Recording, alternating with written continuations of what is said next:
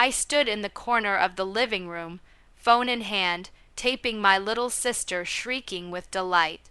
A shiny new car awaited outside with a large red bow tied to the door handle.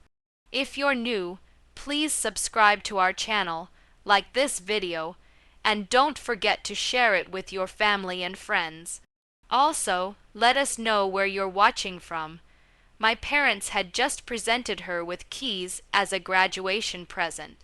My mom was in tears. My dad remarked, "You worked for it, sweetheart." Everyone applauded. I smiled stiffly and continued to tape. No one glanced my way. I'd graduated 2 years earlier than her. No car, no party, no speech, a hug in the hallway and a soft, "We're proud of you," while my mom folded laundry. I said to myself, perhaps they couldn't afford it at that time. Perhaps things were simply improved now. But deep down, I knew better. I'd always known. When I returned my sister the phone, she didn't even thank me. She was occupied uploading the video onto her story. I sat at the dining table in the kitchen and waited.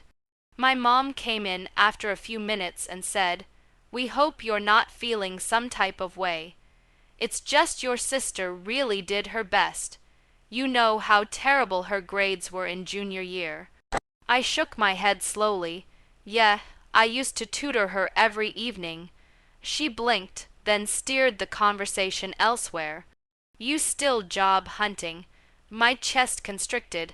"I already work for Miller's." "Oh," she nodded as if she didn't recall. "That tiny car dealership." "Right, the dealership." She smiled faintly, uninterested. "That's great." I wanted to yell. I wanted to demand, "Why do you treat me like I'm invisible?" But what I did was say, "I'm glad for her." My dad came into the room, chuckling from the living room. "We should go get family photos with the car." "Go on ahead," I replied. "I will take them." That's what I always did. Stand behind the camera, make perfect for everyone else. I scrolled through Instagram that night. Every party photo, every car video, every gush about my sister. I searched for even one of me. There wasn't a single one. I was in the background of some exposed, turned away, out of mind. I glared at the ceiling in my bedroom, wondering how many times I had appeared for individuals who never paid attention. How many times I assisted, backed, applauded, cheered, and received nothing in return. And for the first time, something in me uttered, "Enough." They didn't see me. Fine. I'd ensure they wouldn't be able to ignore me any longer. My name is Malik. I'm 23, and I still live at home with my parents and my little sister, Nia. We grew up in a little house in Houston. Nothing too fancy. Just 3 bedrooms and a small backyard with dead grass. My parents, Ronald and Elaine, have been married for over 25 years. They're church-going people, big on appearances, and even bigger on pride. If the neighbors are watching, they pretend we're the perfect family, but behind closed doors, it's not the same. I was the quiet one as a kid. I did what I was told, my homework got done, I did not get into trouble. I was the one they did not have to worry about. Nia was the loud one. She was the tantrum thrower, the back talker, the barely passing student until her senior year. But they loved her with all their hearts. Everything she did was extraordinary. Everything I did was just what was expected. In high school, I dreamed of being an engineer. I worked hard, earned good grades, even won a couple of scholarships. My parents were beaming for a minute. Then they became too busy with Nia's issues, once more her school sessions, her attitude, her drama. I began to feel as though my achievements were wallpaper there, but never even looked at. When I graduated, I didn't think much. But when my mom gave me a card and said, "We're so proud, baby," I thought perhaps she meant it. I opened the card. No money, only words. Later that evening, Nia had a tantrum because she did not want leftovers. My mom cooked her pancakes at 10:00 p.m. I went to bed without dinner. College was hard. I attended a nearby community college because I could afford nothing else, even with scholarships. I worked part-time at gas stations, grocery stores, and finally ended up working at Miller's Auto cleaning cars. The boss, Mr. Bennett, was a nice guy.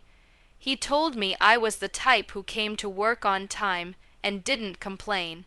I learned about the business along the way. I asked questions, lingered after work, and gradually climbed to sales. When Nia graduated from high school, I had enough money saved up. Not enough to get out on my own, but enough to consider what I wanted. I had fantasies about having my own business, perhaps a little lot, perhaps my own car repair shop someday. But I didn't share it. My parents never asked, and I never volunteered. Nia got into a rich school out of state. My parents threw her a huge party, decorations, catering, a cake with her name in gold. They hired a photographer. I cleaned up afterward. No one asked me to, but that's what I always did.